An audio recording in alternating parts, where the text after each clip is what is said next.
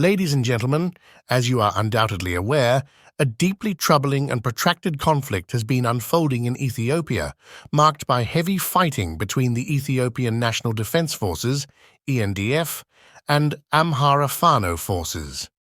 In a previous communication, I diligently provided you with comprehensive information about the Ethiopian Army's full-scale offensive against Amhara Fano forces in the Amhara region.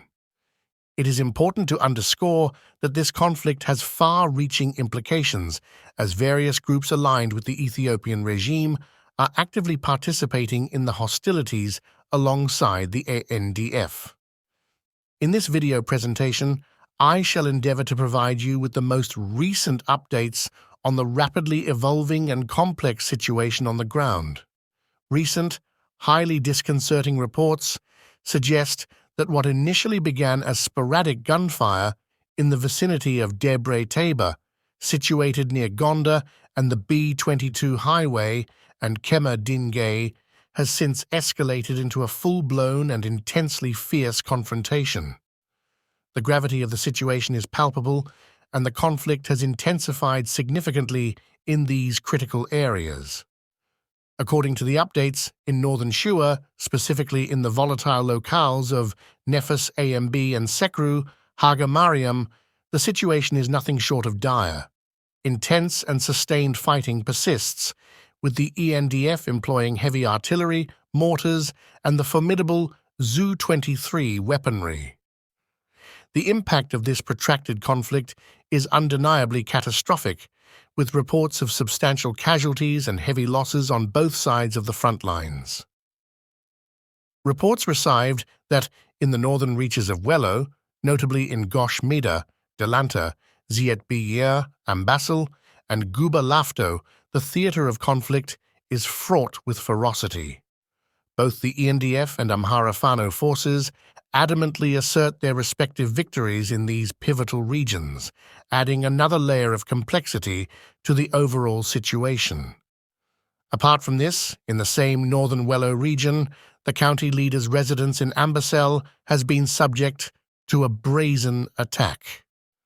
However, it is heartening to report that no casualties have been reported in connection with this incident. Furthermore, we have been privy to intelligence indicating that the Ethiopian government has issued a directive for a meticulously planned and executed special operation aimed at the capture or elimination of key Amhara Fano leaders.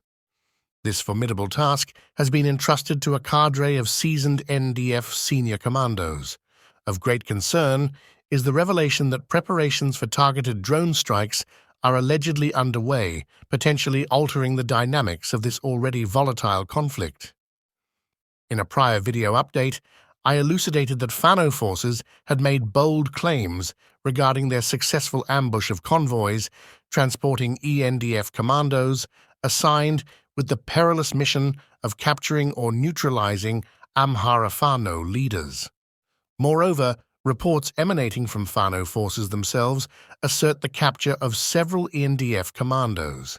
Recent developments paint a grim picture of relentless and sustained combat spanning a harrowing 4-day period in the region encompassing Bilbala and its environs, closely proximate to the historic Lalibela city.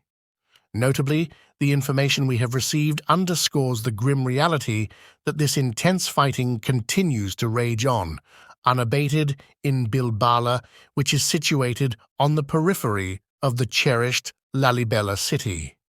It is imperative to underscore the significance of this development, as Lalibela stands as one of the most emblematic and strategically important cities within the Amhara region. Adding another layer of complexity, reports from Amhara Fano sources divulge their ambitious objective of penetrating Lalibela city.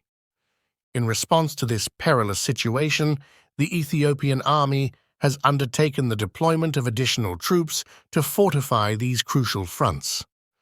A contingent of soldiers has been stationed in close proximity to Bilbala, marking a critical strategic maneuver in the ongoing conflict. Additionally, and of no less concern, are the reports confirming the continuation of heavy and sustained fighting in Sekala and Tilil, both situated in the eastern Gojam region. Disturbingly, the intensity of the clashes in these areas is described as nothing short of fierce, with both the ENDF and Amhara Fano forces ardently asserting their respective victories.